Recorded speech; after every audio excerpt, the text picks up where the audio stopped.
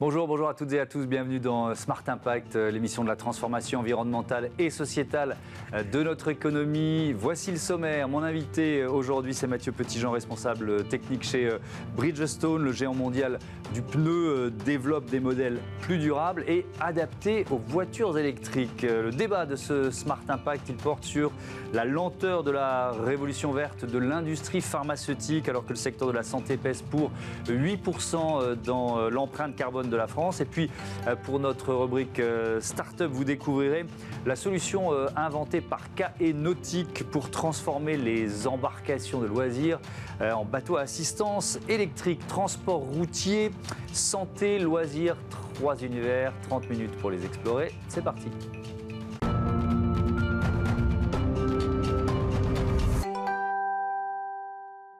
Bonjour Mathieu Petitjean, bienvenue. Bonjour. Vous êtes donc responsable technique chez Bridgestone. Et alors, je vais vous faire un aveu. En préparant l'émission, je me suis dit, tiens, on va parler des véhicules électriques. Puis après, je me suis dit, ça ne change rien le véhicule électrique pour un fabricant de pneus. Et pourtant, qu'est-ce que ça change? En quoi le passage comme ça généralisé aux véhicules électriques, c'est aussi un défi pour Bridgestone? Alors c'est vrai que pour les véhicules électriques, aujourd'hui ça représente seulement 14% des véhicules neufs, mais à l'avenir ça va représenter beaucoup plus. Les véhicules électriques, ils sont souvent plus lourds, le couple est plus important, ils sont silencieux, et donc au niveau des pneumatiques, c'est là où on va avoir un impact, où on va devoir réagir à tous ces éléments. Donc voilà. sur le poids par exemple, c'est un premier défi? Oui, on va vraiment tenter de réduire le poids de nos pneumatiques, avoir une carcasse plus légère, mais tout aussi résistante, qui va permettre de réduire le poids et notamment la résistance au roulement de nos pneumatiques. Ça va permettre aussi d'augmenter l'autonomie des batteries. Donc plus léger pour plus d'autonomie. Est-ce qu'il y a aussi un défi d'augmentation de la durée de vie des pneus? Oui, bien sûr. Alors avec le couple notamment plus important des véhicules électriques, aujourd'hui les pneumatiques standards ont tendance à s'user plus rapidement. Donc voilà, avec notre stratégie EV Ready, on crée un pneumatique qui va être qui va répondre aussi bien aux exigences générales de l'ensemble des véhicules, mais aussi aux exigences spécifiques des pneumatiques, des véhicules électriques. Ouais, donc première idée reçue qu'on balaye, il y a besoin de pneus spécifiques pour des véhicules électriques. Est-ce qu'il faut je sais que Bridgestone s'engage pour promouvoir l'éco-conduite, est-ce qu'il faut apprendre à conduire électrique? Alors c'est sûr que c'est important. Au début, on a tendance à s'amuser plus qu'autre chose avec un véhicule électrique, grâce notamment au couple qui est tout de suite présent. Mais c'est sûr que l'éco-conduite va favoriser rapidement une grande autonomie et aussi la durabilité des pneumatiques notamment. Ça consiste en quoi le programme de Bridgestone pour l'éco-conduite justement? Pour l'éco-conduite, là ça va être vraiment d'accompagner et de faciliter le choix du client pour le pneumatique. Donc ça va permettre de favoriser vraiment vraiment son choix final sur un pneumatique qui va être adapté aussi bien à tous les trajets et à tous ses besoins. Objectif de Bridgestone qui vise des pneus faits à 40% de matériaux durables en 2030. On va se concentrer sur ce chiffre et sur cet objectif. Alors déjà, on va repartir à la base. Un pneu, c'est quoi? C'est fait de quoi? Il y a du caoutchouc forcément, il y a des matériaux issus de l'énergie fossile. Un pneu, c'est quoi aujourd'hui? Oui, alors aujourd'hui, il y a deux types de caoutchouc déjà. Il y a du caoutchouc naturel et du caoutchouc synthétique. Il y a tout ce qui est aussi fibre, donc fibre textile, fibre métallique, en fonction des catégories de pneumatiques. Et bien sûr, tout ce qui est produits plus ou moins chimiques qui vont permettre l'adhésion des autres éléments. Ouais. Alors quand on dit un pneu fait à 40% de matériaux durables en 2030, déjà vous en êtes où aujourd'hui et puis ça représente quoi comme défi? Alors c'est vrai que c'est un défi important, surtout que notre défi à terme en 2050, c'est d'atteindre des produits 100%, créés à 100% de produits, d'éléments recyclables, renouvelables. Donc aujourd'hui, on intègre petit à petit des éléments recyclables, renouvelables dans nos pneumatiques. Et par exemple, on cherche aussi des alternatives, notamment au caoutchouc naturel qui vient de l'EVA. Donc, Mais je repose la question, 40% de matériaux durables en 2030, aujourd'hui vous en êtes à quoi? Plutôt 10%, 20%, déjà 30%? C'est pour prendre conscience de ce que ça représente comme défi à très court terme, hein, 2030 c'est demain. alors, tout dépend des catégories produits, Ouais. où on va avancer plus ou moins vite en fonction des catégories. Donc, sur les véhicules légers et sur les poids lourds, on va être aux alentours des 10-15%. D'accord. Et tandis que sur les autres qui vont demander beaucoup plus de précision et beaucoup plus d'innovation, Mhm. on va être un peu moins. D'accord. Donc il y a encore pas mal de chemin à parcourir.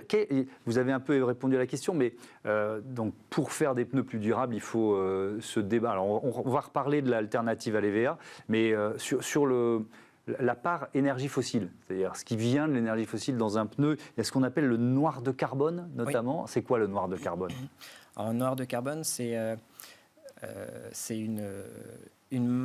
une sorte de masse qui va permettre d'obtenir aussi cette couleur noire du pneumatique, mais qui va permettre aussi d'assurer toutes les performances du pneumatique, en contribution bien sûr avec d'autres éléments chimiques. Ouais. Ce noir de carbone, il est issu des produits pétroliers, et donc c'est là-dessus aussi où on va chercher à innover pour le remplacer. Quelles alternatives? Aujourd'hui, c'est compliqué à expliquer. On est encore en pleine recherche, et on investit énormément tous les ans sur ces domaines. Alors, on va parler du caoutchouc. Donc, qui dit caoutchouc dit EVA, c'est la plante qui est principalement utilisée. Et j'ai appris en préparant l'émission que, notamment Bridgestone, vous travaillez sur une alternative qui s'appelle le gouaïeul. Je ne connaissais pas le gouaïeul, je vous l'avoue. C'est quoi le gouaïeul et quels sont ses avantages? Alors, le gouaïeul, c'est un petit arbuste qui vit en zone aride, donc originaire du Mexique, mais aujourd'hui qu'on cultive en Arizona. Et en fait, on peut en extraire aussi du caoutchouc naturel. Donc par broyage, ça va permettre d'obtenir le même caoutchouc naturel que l'EVA, et donc de pouvoir le réinjecter et l'utiliser dans les pneumatiques. Et alors, quels sont ses avantages par rapport à l'EVA en termes de durabilité, en termes de bilan carbone pour une entreprise comme la vôtre? Alors en termes de bilan carbone, c'est au niveau de la culture, il va demander 40% de moins d'eau par rapport à un EVA. Et il va pouvoir se cultiver un peu partout dans les zones arides. Donc c'est vraiment dans des zones où on a de plus en plus de besoins de culture. Et donc c'est vraiment un bon élément, contrairement à l'EVA qui va se cultiver énormément en Asie. Oui, et puis alors qui est aussi synonyme de déforestation. Donc c'est une des raisons pour lesquelles il faut évidemment remplacer l'EVA. Vous parliez de recherche et développement. On voit bien qu'il y a différentes pistes. C'est quel budget, c'est combien d'années de recherche et développement, par exemple, pour remplacer l'EVA par le gouaïeul? Alors, en recherche et développement, on investit chaque année 600 millions d'euros à l'échelle mondiale. On a un centre technique au Japon avec 2500 ingénieurs et un centre technique à Rome pour les marchés européens avec à peu près 600 ingénieurs qui travaillent sur des nouvelles fonctions et des nouveaux développements pour économiser les ressources. Et là-dessus, notamment, on a tout ce qui est développement digital virtuel des pneumatiques.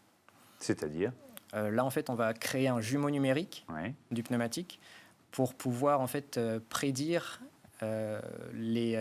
ses performances, mais sans le produire et sans le conduire. Donc, on va économiser des ressources en termes de CO2. Pour un pneu d'équipement d'origine, par exemple, c'est 60% de matières premières en moins, mais c'est aussi 200 pneus prototypes en moins. Donc c'est vraiment énorme et ça favorise aussi une mise sur le marché beaucoup plus rapide. Ouais. Alors justement, quand on parle de recherche et développement, d'innovation, il y a souvent un lien avec la course automobile. Est-ce qu'il y a certains de ces pneus nouvelle génération qui sont déjà utilisés dans certaines courses auto? Oui, notamment ceux fabriqués à partir de gouaïeul. Aujourd'hui, donc c'est vraiment une spécificité aux États-Unis et on les teste sur les courses IndyCar. Et donc les pneumatiques Firestone, qui appartient au groupe Bridgestone, sont utilisés sur ces véhicules. Donc ils ont prouvé leur efficacité en course, c'est ça en quelque sorte? J'ai vu aussi qu'il y avait une autre compétition automobile qui s'appelle le World Solar Challenge. C'est traverser l'Australie sur 3000 km quand même. Donc là aussi, c'est quoi? C'est une espèce de de laboratoires à ciel ouvert ou de tests à ciel ouvert? Oui. On va vraiment rechercher une très faible résistance au roulement pour toujours plus augmenter les autonomies de batterie et puis les réduire petit à petit. Parce qu'aujourd'hui, l'ennemi numéro 1 pour les véhicules, c'est le poids. Et donc, si on peut réduire les volumes des batteries, grâce à la faible résistance des pneumatiques, c'est gagnant pour tout le monde. On voit que c'est une chaîne, évidemment, un écosystème. Merci beaucoup Mathieu Petitjean et à bientôt sur Bismart. On passe à notre débat, la santé en retard dans sa révolution verte.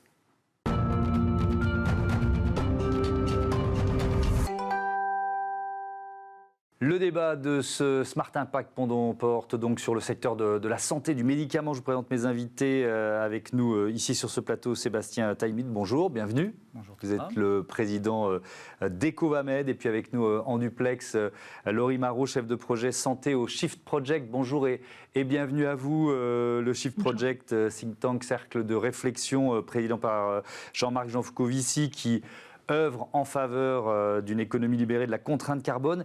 Et donc, vous travaillez sur des secteurs entiers. C'est ça ce qui est intéressant dans le travail du Shift Project, notamment sur la santé. Expliquez-nous, quelle étude vous avez lancée, avec quel objectif ? Oui, en effet, le travail sur la santé, il fait partie d'un plan plus large, le plan de transformation de l'économie française, où on a regardé en fait comment on pouvait faire une photographie de l'empreinte carbone. Alors c'était d'à peu près une quinzaine de secteurs économiques, dont la santé. Et donc ce travail, il a été mené depuis, en réalité depuis un petit peu avant la crise Covid, mais il a quand même été franchement lancé au milieu de 2020. Et l'idée, c'était d'avoir une représentation assez exhaustive de l'empreinte carbone du secteur de santé français, avec une feuille de route de décarbonation associée qui nous permette d'atteindre les objectifs des accords de Paris d'ici à 2050. Donc cette feuille de route, elle montre notamment que aujourd'hui, c'est à peu près 8% de l'empreinte nationale qui est due au secteur de la santé français. Oui, effectivement, on va revoir ce chiffre, 8% de l'empreinte carbone de la France qui est lié au secteur de la santé. Comment expliquer ce chiffre, Laurie Marot? Qu'est-ce qui pèse le plus? C'est peut-être la fabrication des médicaments. Moi qui n'ai pas participé à cette étude, je dirais ça un peu spontanément. Est-ce que c'est ça? Alors absolument, et c'est d'ailleurs étonnant que vous le disiez spontanément, parce que c'est pas forcément ce qui vient en premier à l'esprit des personnes à qui on parle. Donc on a un secteur qui représente environ 50 millions de tonnes équivalent CO2. Donc c'est vrai que dit comme ça parle pas forcément beaucoup. Donc c'est à peu près 8% de l'empreinte nationale. Et la moitié de cette empreinte environ, c'est les dispositifs médicaux. Les seringues, les compresses, tout ce que vous utilisez au quotidien dans l'hôpital, et puis aussi les médicaments. Ces médicaments, où ils représentent à peu près 30% de l'empreinte totale. Et en effet, alors en fonction, on va pouvoir voir ça aussi plus précisément avec Sébastien, mais en fonction du médicament dont on parle, ça va être différentes phases de cette production qui vont être plus ou moins polluantes. Alors effectivement, Sébastien Taïmit, vous proposez avec Ecovamed d'étudier le cycle de vie, c'est ça, des médicaments ou des dispositifs médicaux. Pourquoi? Pour évaluer leur bilan carbone, c'est ça? Alors tout à fait, parce que si jamais on veut décarboner les systèmes de santé, il faut pouvoir décarboner chaque composante de ces émissions du système de santé. Et comme précisé auparavant, les médicaments comptent pour à peu près 30% en fonction des pays. Ça peut varier un peu. Mais donc, si on veut pouvoir décarboner le système de santé, il faut d'abord savoir, médicament par médicament, quelles sont les émissions générées par ces produits. Et donc, on a mis en place des méthodes de calcul que l'on applique avec les fabricants de médicaments et puis toute leur chaîne d'approvisionnement, parce qu'un médicament, ça prend, on va dire 10, 20, 30, 40 étapes parfois de fabrication dans différents pays, par différents acteurs. Donc il faut arriver à mesurer précisément ces émissions et puis une fois qu'on les mesure, les professionnels de santé peuvent faire des choix éclairés. Les fabricants peuvent également identifier des voies pour réduire ces émissions dans leurs procédés de fabrication, chez leurs fournisseurs, dans leurs usines, dans le transport, dans la gestion des déchets. Et donc c'est vraiment la mesure qui est à la base de l'amélioration de ces émissions carbone. Oui, donc c'est une espèce d'audit carbone du médicament, si j'emploie d'autres mots. Est-ce que c'est une question que le secteur de la santé ne se posait pas et commence enfin à se poser?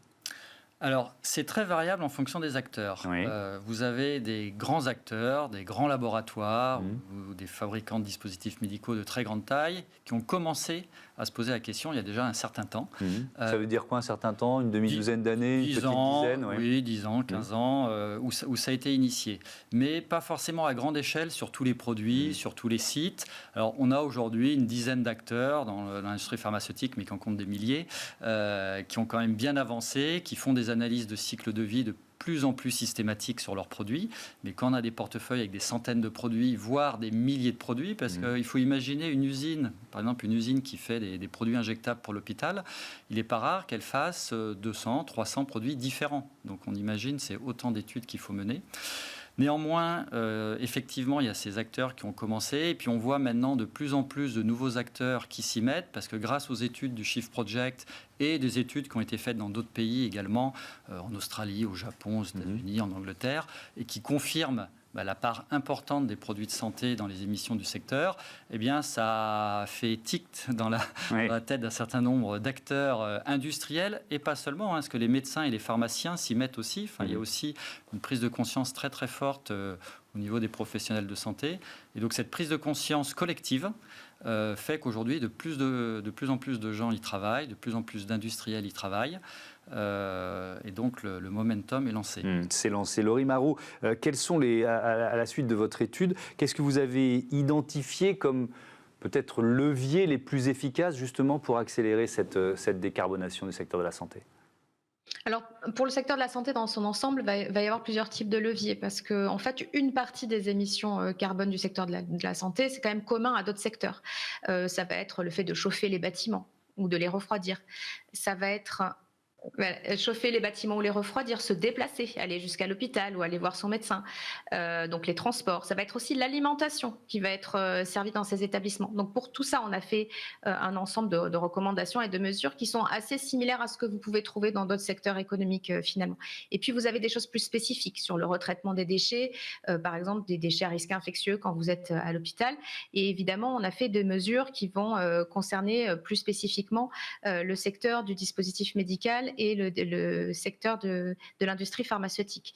Dans ce type de secteur d'activité, l'idée c'est de partir aussi d'une information de base, comme l'a dit Sébastien. Pour l'instant, on a besoin d'aller encore chercher ces informations dans le détail parce qu'on ne les a pas forcément, et de pouvoir agir sur les procédés de production, par exemple, pour réduire les facteurs ce qu'on appelle les facteurs d'émission des médicaments, c'est-à-dire combien une unité de médicament va produire de CO2.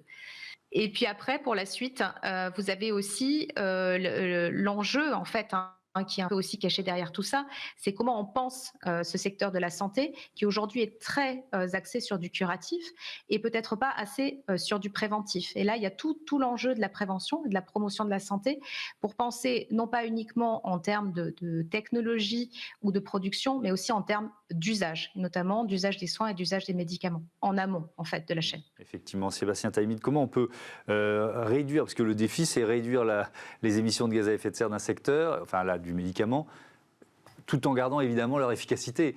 Donc est-ce que c'est si facile à faire ?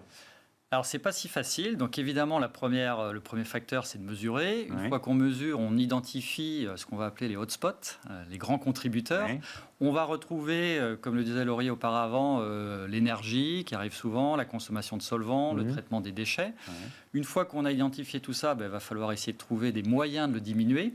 Et bien entendu, à ISO qualité de soins pour le patient. Alors, néanmoins, c'est l'ensemble de la chaîne, on va dire, qui peut réussir à diminuer l'impact des médicaments. C'est tout d'abord les industriels, donc ça peut être sur la localisation des usines, le type d'énergie. On a montré que sur un certain nombre de principes actifs, par exemple, les produire en Europe de l'Ouest faisait qu'ils émettaient 30 à 40%, voire 2 fois moins de gaz à effet de serre que s'ils étaient produits dans des pays où on utilise le charbon, comme la Chine ou l'Inde. Ça paraît trivial, non, mais c'est quand même le cas. C'est basique. On peut aussi, puisque vous parlez de cette question de localisation, il y a peut-être un petit mouvement de démondialisation. C'est-à-dire si on ne fait pas faire 3 fois le tour de la planète à un médicament en 40 étapes, comme vous nous disiez, peut-être seulement en 20, on gagne aussi beaucoup en bilan carbone. Ça me semble assez évident, ça. Alors, le transport va avoir un impact positif, mais pas énorme. C'est pas le plus important. On a toujours l'impression que le transport joue beaucoup. Et en fait, sur la fabrication d'un médicament, le transport va compter entre 0,5 et 3%. Ok, j'ai appris quelque chose, super. En revanche, ne pas faire un médicament médicaments dans un pays où l'énergie est très carbonée, ça c'est un gain énorme. Faire dans une usine où on a été un peu innovant parce qu'on a réussi à réduire l'utilisation des solvants, où on recycle certains déchets, où on fait une synthèse plus courte ou avec un meilleur rendement, ce qui est plus le cas en Europe, parce qu'en Europe les coûts de production sont plus élevés. Donc si on veut être compétitif, il faut être innovant. Et donc généralement quand on est innovant sur les coûts, on est innovant sur l'environnement aussi. Et puis après, il y a l'utilisation. On voit par exemple parfois que certains médicaments, on va en jeter la moitié parce qu'on les coupe en deux, c'est pas le bon dosage. Dans les hôpitaux, c'est pas évident de garder une moitié de médicaments, ce que vous pouvez faire chez vous, pas dans les hôpitaux. Donc il y a aussi sur l'ensemble du cycle de vie, et pas simplement sa production, mais aussi son utilisation, où on peut avoir des gains.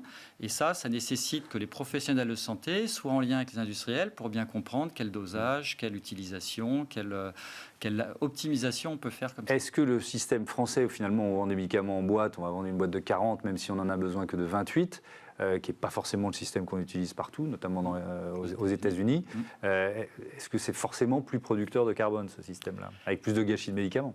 Alors il y a un grand débat. Oui, c'est pour ça que je vous posais la question. Tout le monde n'est pas d'accord. Oui. Mais effectivement, quand on a un traitement antibiotique, on voit généralement qu'on prescrit un traitement pour 5 jours par exemple, et dans la boîte, il y a un traitement pour 7 jours. Il est certain que les 2/7, donc 15%, un peu plus de 20% des médicaments seront jetés. Et si on jette 20% des médicaments, on augmente de 20% l'empreinte carbone de la boîte. Alors après, il y a des complexités réglementaires. C'est-à-dire qu'aujourd'hui, c'est interdit de le faire. Et les complexités viennent au fait qu'il faut une notice et ainsi de suite. Donc il y a une traçabilité. Et puis les médicaments, il faut aussi les mettre quelque part. Si on crée des petites boîtes en plastique et qu'on les jette, c'est pas forcément mieux.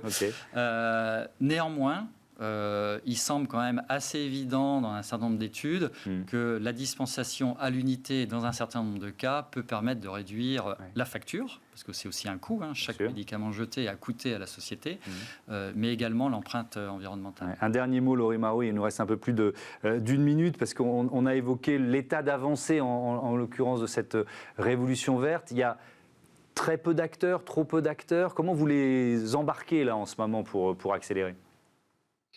En fait, il faut avoir nécessairement adossé à cet objectif de long terme de décarbonation des objectifs de court et moyen terme pour tous les acteurs. Parce que même si aujourd'hui on se rend bien compte qu'il y a un sujet climat qui devient extrêmement prégnant, d'ailleurs je crois qu'on ne peut plus l'éviter, il y a quand même d'autres enjeux de plus court et moyen terme qu'il faut pouvoir mettre devant les yeux des acteurs.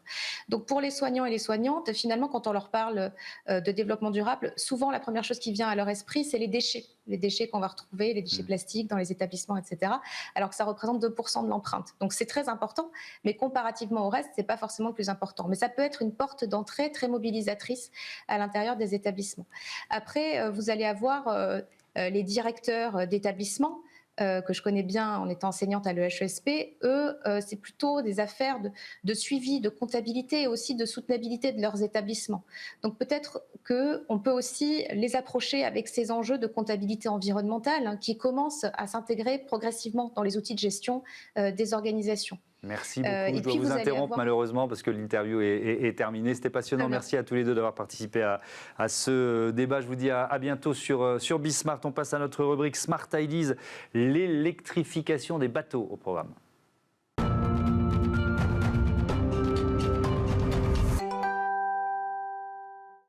Smart Ideas avec en duplex mon invité Nicolas Candès, le cofondateur de KE Nautique.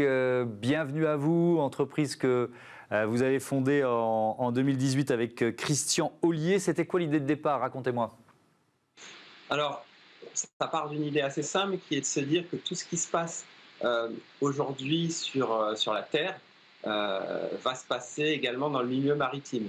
Donc c'est notamment l'assistance dans le sport pour aider les personnes, pour rendre le sport plus accessible, plus facile, accessible aux personnes handicapées, etc.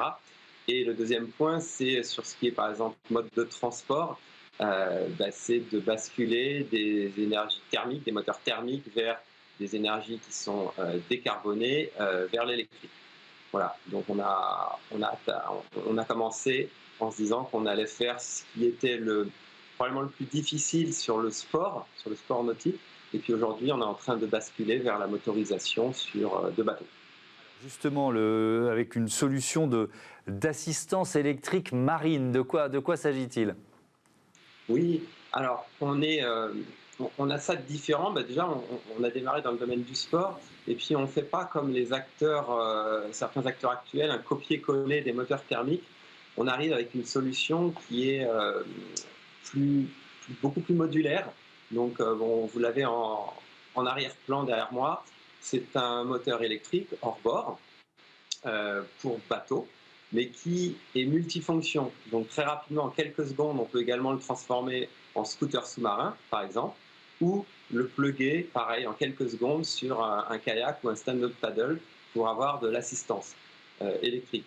Pour autant, avant tout, c'est un moteur hors bord, par exemple, pour des annexes de bateaux jusqu'à 600 kg, 3-4 personnes à bord, ou pour des voiliers dans les ports pour opérer la sortie du voilier et sa rentrée au port avant de basculer en mode voile. Ça s'appelle le Carépod. Vous l'avez, combien d'années de recherche et développement? Est-ce qu'il y a des brevets déposés? Vous en êtes où? Alors, on n'en est pas à notre premier produit. On a déjà mis 2 produits sur le marché. Donc une version beaucoup plus petite, vraiment spécialisée pour les stand-up paddle et les kayaks, qui est une assistance sportive, et puis une micropropulsion également dans des planches de surf. Donc le premier produit, la première micropropulsion qu'on a conçue et développée, on a mis 6 ans. On a déposé effectivement 3 brevets dessus. Ça a été beaucoup plus vite pour le second produit. On a mis moins d'1 an et demi à le concevoir et à le mettre sur le marché. Ça va à peu près être la même chose. Là, on a finalisé le développement du Carépod 600 et il va arriver sur le marché en mai prochain. Et toujours, donc ces 3 brevets initiaux sont dans ces produits. Alors, la vérité, c'est qu'il y en a 2 dans le Carépod 600, 2 brevets, mais on est en train d'en écrire un nouveau. Et à quel point on pourrait propulser des bateaux plus gros avec ce principe? Alors, le principe de la motorisation électrique, il n'y a pas de limite. Il n'y a pas de limite physique, on sait faire. On a des moteurs électriques qui sont extrêmement puissants. Il y a quand même une contrainte, et non des moindres. Alors, il y a plein d'avantages à la motorisation électrique. Il y a une contrainte aujourd'hui qui reste le rapport autonomie par rapport au poids. C'est que les batteries électriques, telles qu'elles sont aujourd'hui, elles restent assez lourdes pour des autonomies qui restent faibles. Alors, à côté de ça, il y a des avantages qui sont énormes. Il y a le fait que ce soit décarboné. Donc, notamment, quand on propulse un bateau, on n'émet aucun rejet carboné ni dans l'eau ni dans l'air. C'est des motorisations qui sont nettement plus silencieuses que les motorisations thermiques. Et c'est des motorisations qui ont un rendement bien supérieur, plus de 2 fois supérieur en termes de rendement pur. Donc ça, c'est pour les avantages. L'inconvénient, effectivement, aujourd'hui, c'est l'autonomie en général, ou le poids, parce qu'on peut, en multipliant le nombre de batteries, on arrive à avoir des autonomies conséquentes, mais ça pèse lourd et c'est coûteux. Merci beaucoup. Après, il y a plein de recherches, alors c'est pas nous qui les faisons, mais il y a plein de nouveaux systèmes d'énergie en développement pour la partie électricité, que ce soit des piles à hydrogène ou de la recherche par panneaux solaires, etc., etc. Merci beaucoup Nicolas Quindez et bon vent à votre Carépod. Voilà, c'est la fin de ce numéro de Smart Impact. Je vous dis à demain sur la chaîne des Audacieux. Salut.